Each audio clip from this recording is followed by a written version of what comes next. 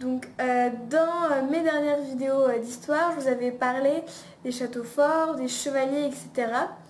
Et donc sur ma chaîne, j'ai créé une playlist histoire où vous pouvez retrouver toutes mes vidéos d'histoire que j'ai faites depuis le début de ma chaîne. Si vous voulez voir cette playlist, cliquez juste ici.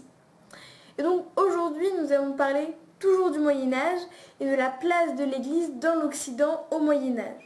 Donc en Occident, au Moyen-Âge, presque toutes les personnes sont chrétiennes. La religion, elle joue un rôle super important dans leur vie.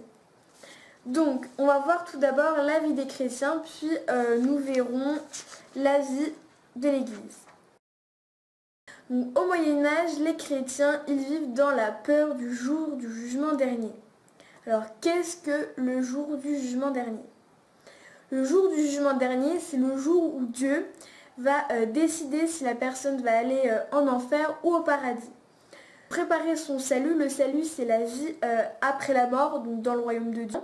C'est la principale préoccupation du chrétien. Sa vie dans l'au-delà est beaucoup plus importante pour lui que sa vie sur terre, tout simplement. Donc l'Église, elle va enseigner aux hommes comment être un super bon chrétien. Et donc pour en être un, le chrétien, il doit respecter des obligations. Mais lesquelles? Alors il doit recevoir les principaux sacrements. Donc ça va être le baptême à la naissance pour les nouveau-nés, donc comme vous voyez ici. Ça va être aussi la première communion, comme ici. Et le mariage à l'église, comme vous le voyez. Donc il y a énormément de sacrements, il y en a 7. Mais voilà, ça c'est un peu les 3 principaux quand même. Mais il faut aussi avouer ses péchés. Donc un péché c'est une faute selon Dieu, voilà. Il faut aller à la messe le dimanche, communier une fois minimum par an à l'occasion de Pâques.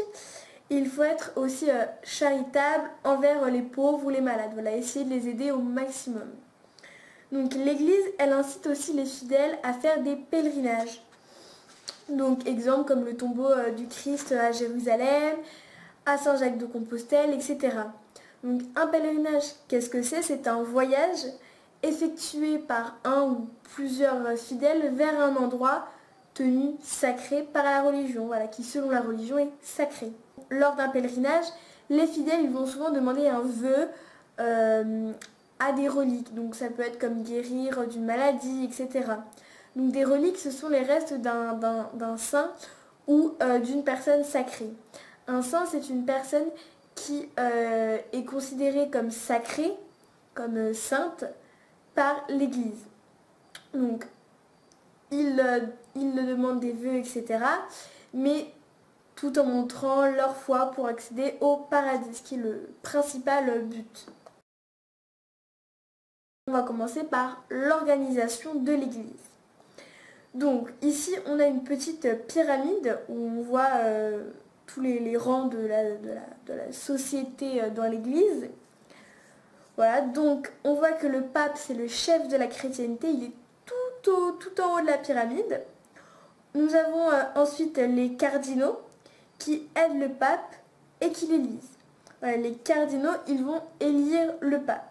Nous avons en dessous le clergé séculier et le clergé régulier, qui sont différents l'un de l'autre. Pourquoi? Car le clergé séculier, il va vivre au contact des fidèles.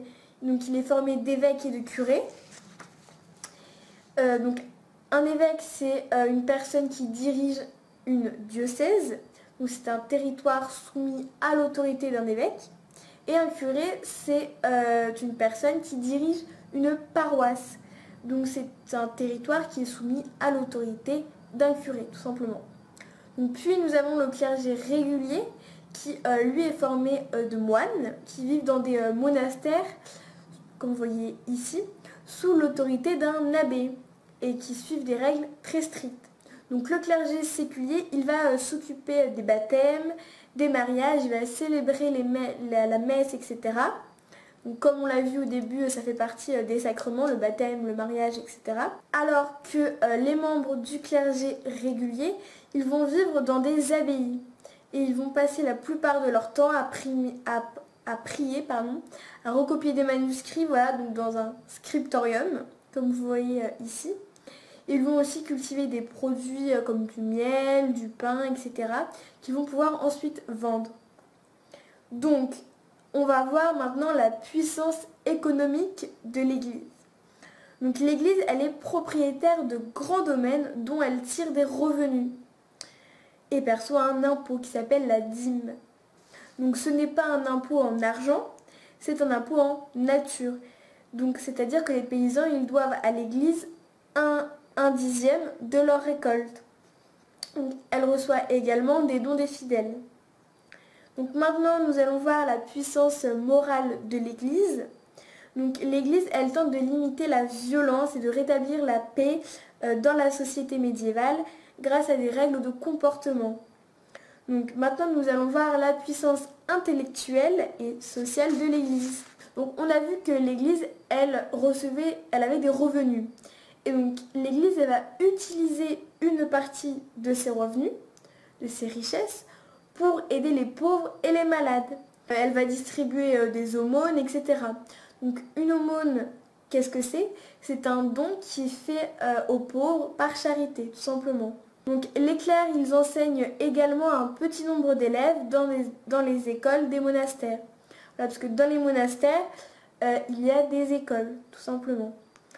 Donc il y a aussi des universités qui vont se développer dans de grandes villes d'Europe comme Paris, Montpellier, etc.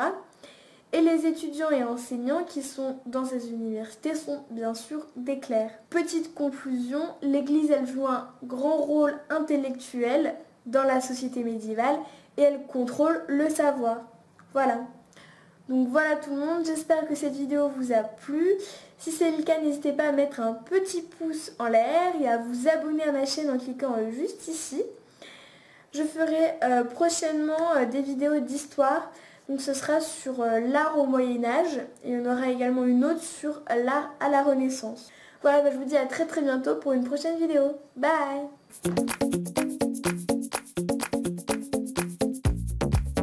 Hello tout le monde! Donc voilà, on se retrouve pour une nouvelle vidéo en maths. Aujourd'hui, je vais plutôt vous parler de l'ère du triangle et du parallélogramme.